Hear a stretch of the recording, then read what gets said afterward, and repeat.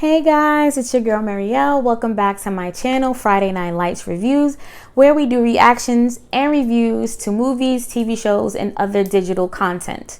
So you already know what I'm going to ask you guys before we get the ball rolling. So go ahead and please like, comment, and subscribe. If you're coming back every time, you might as well become part of the Friday Night Light Review fam, where we do great things here. I am friendly. I'm pretty sure you're friendly. So come and join us and let's grow this channel together while we ride this journey and talk about all the new shows and movies and other digital content that we can discuss. Please follow my other social media platforms, Twitter, Instagram, and Facebook. Those links will be in the description bar below. Also, please share with your friends and family. Let them know what great content is going on over here. And just, again, become a part of the Friday Night Lights Review family. So I do have something to say before we do kick off and start reviewing and reacting to the TV show that we're going to be doing today. So I'm thinking that we're going to do this double feature once a month where I do either 2 movies, 2 TV shows, or 2 other digital content things that we can review and react to. So today, our double feature is starting off with episode 4 of The Falcon and the Winter Soldier, called The Whole World is Watching. Now, I don't know if you guys have been on Instagram or reading the news or anything like that. I have come to see that Wyatt Russell, who plays John Walker, the new Captain America in the series, has been getting death threats sent to his DMs or either Twitter or Instagram or whatever. It's a shame that my own daughter knows. She's like, Mommy, John Walker and Wyatt Russell are 2 different people. Now, if my child can see the difference, how come you guys cannot? We do realize that Wyatt Russell is not John Walker and Sebastian Stan is not Bucky Barnes and Anthony Mackie is not really Sam Wilson, the Falcon, right? Please be grown adults, because I know it's adults sending him these DMs, which is so crazy. And I know it doesn't really matter that it's coming from me, but it's really childish. Stop sending this man DMs talking about I hope you die and all this other stuff. He is not the character. He is Wyatt Russell. He is his own human being. So with that being said, let's get back to our regular scheduled programming. Like I said, we're going to be reacting and reviewing The Falcon and the Winter Soldier, episode 4. The Whole World is Watching. So, as we all know, we're going to do reactions. Then we're going to talk about the positive and negatives. But to be honest, I don't know about you guys. This last episode, I don't have any negatives. So let's just say we're going to react and talk about the positives. And then at the end, we're going to do a total score, 5 out of 5 stars, whether it's worth the 5 stars or not worth the 5 stars. So let's go ahead and get into this reaction.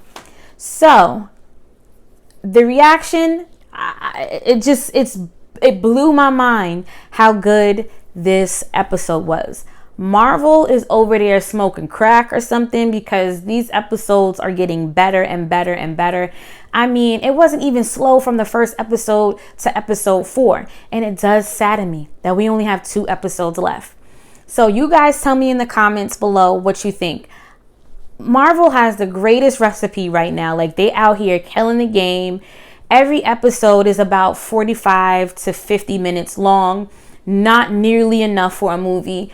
But the way they're directing, the cinematography, the production of it all, it seems like we're watching another Marvel 2-3 hour movie. And they're squeezing it all within 45 to 50 minutes. And I mean, it was fire. This episode was fucking fire.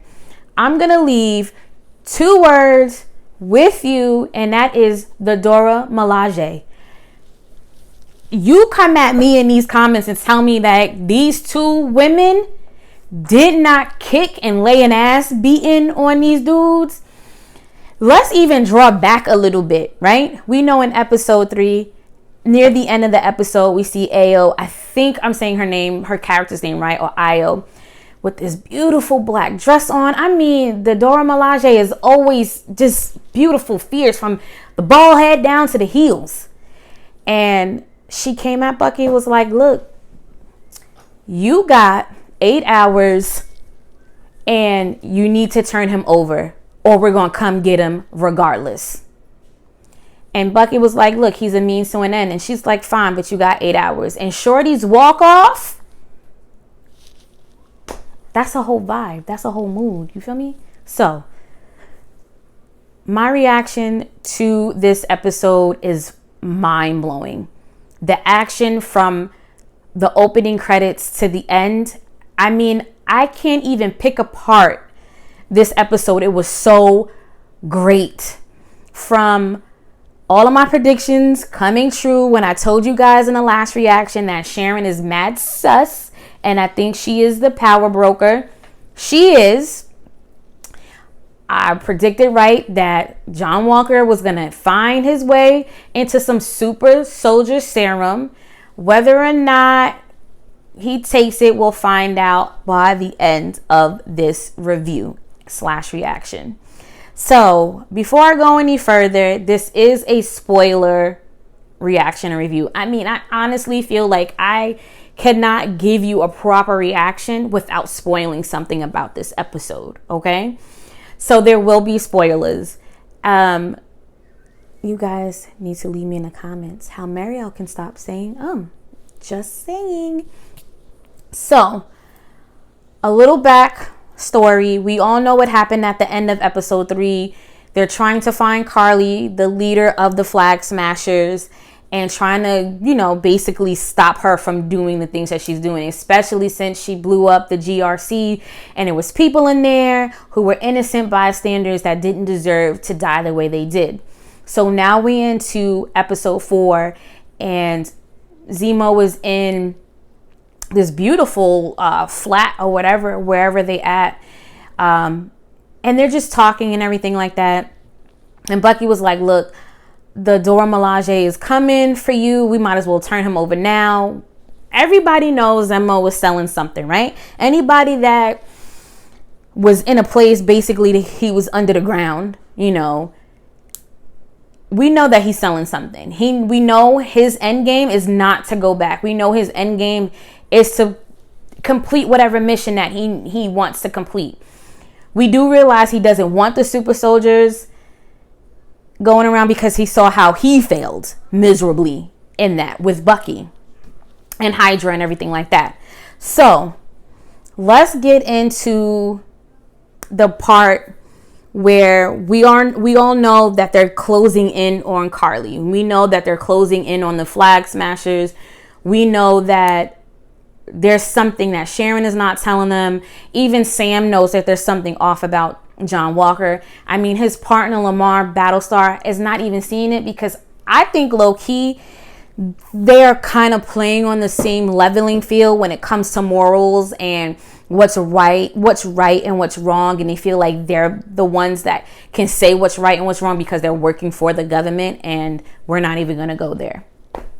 So everybody knows something. Everybody knows that there's something going wrong with Sharon, John Walker, the Flag Smashers. Like, it's all coming to a close, obviously, because we're nearing closer to the end of this miniseries, which I can't wait. I don't want it to end, but I can't wait to see what cliffhanger they leave us on at the end of episode 6, or if they finally close it and then it is what it is. So before going into the positives, like I said, Marvel has some type of recipe over there because, again, the cinematography, the production, the direction of how they're doing this miniseries is amazing. So I know the next one is Loki and Hawkeye. So I'm excited about Loki. Wasn't too hyped on Hawkeye, but now I'm starting to get that hypeness because if WandaVision was amazing and the Falcon and the Winter Soldier, just bananas. So let's get into these positives on this episode. My first positive is I'm really liking the dialogue, the way everything is written in this show as far as keeping current with the natural climate of what's going on in the world. Minus the pandemic, they don't really touch on that. But the other stuff that's going on in this world, it's not like blatant, like, okay, this injustice for minorities. Basically, they made it in a way that's so amazing that it is telling the story that's going on, but with using other means to tell the story. Like the meeting with Carly and Sam when he was like, I'm with your fight. I understand what you're doing because innocent people shouldn't be treated like trash. I know that all too well because I'm a black man in this country. And he doesn't say that, but you know that's what they're going for. Second positive that I liked is the fact how they're bringing all of the Marvel characters in with each other between the Dora Milaje that came in. We're going to talk about that scene in a couple of seconds. We all know that they all have Easter eggs in here. We all know Zemo is leaning to something else. We know that Sharon is probably going to lead to something else. We know this because Phase 4 is happening. I think it's Phase 4, whatever. So let's get to the third positive, which is pretty much my predictions in the last review and reaction video that we did on this series. I knew Sharon was sus when she got in the car and she didn't go with Sam and Bucky. Now, they don't say it, but we know Sharon is a power broker. And I'm sorry if that is a big spoiler for you guys. If it is, I am sorry. Watch the episode and then you could come back and you'd be like, yo, Marielle, you was right. That chick is the power broker. 2, we know John Walker is eventually going to take the super soldier serum. He has these crazy sociopathic eyes. Even when he's talking to Lamar, he just feels like he should be the strongest. Even though Steve Rogers knew he wasn't the strongest Avenger. I mean, he knew that he was just part of the piece, part of the puzzle, right? But John Walker doesn't have that. He wants to be number one. He wants to be judge, jury, and executioner. He wants to be the one that stamps down the gavel for justice. And that is just wrong. Let's talk about some of these lines that was said in this show. The first one being from Lamar. When John asked him, if you had an opportunity to take the super soldier serum, would you take it? And he said, hell yeah. He was like, you wouldn't be afraid of what it would turn you into? He was like, when people get power, don't they turn into the people who they really are? Let's think about it. So that just goes to show right then and there that John Walker, you really need to figure out what you want. Because when Cap volunteered to take the super soldier serum, the scientist said he knew he had a good heart and it wouldn't change him. It would just make him stronger, make him carry out righteousness, live the better life, fight the great fight without wanting to be the most powerful and to bring down vengeance on someone. Now, John Walker, on the other hand, does not have that moral compass.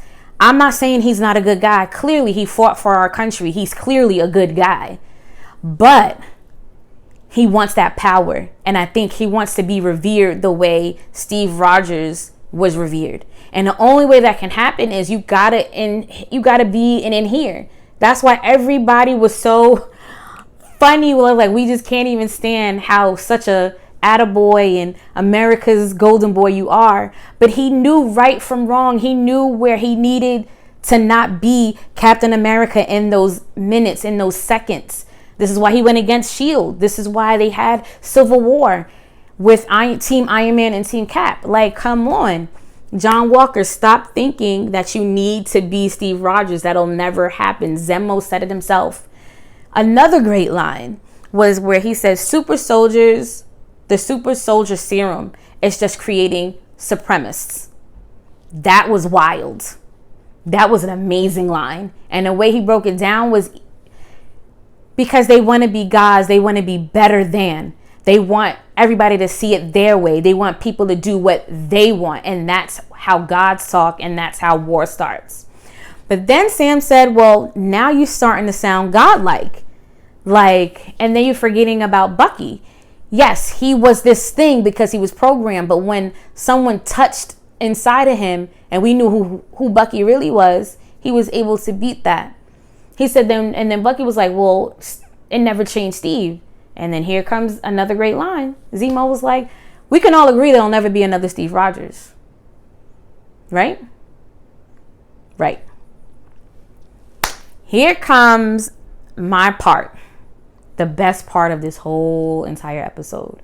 The Dora Milaje come in. They tell Bucky, your 8 hours is up. His ass is ours. Stay the fuck out the way. And then we're going to be on about our business because we have to bring vengeance because he killed our king T'Chaka and left Shuri and T'Challa fatherless. So we don't give a shit what the fuck you got going on. I know you said he's a means to an end, but his end is now. And so here comes John. Hey, my name is Steve, blah, blah, blah. He was like, won't you put your little pointy shoes down and then we can have a conversation. And then he puts his hand on her. Wrong move, bro. Wrong move, bro. Wrong move. They kicked his ass. They kicked Lamar's ass. And you see how Sam just stayed his ass down.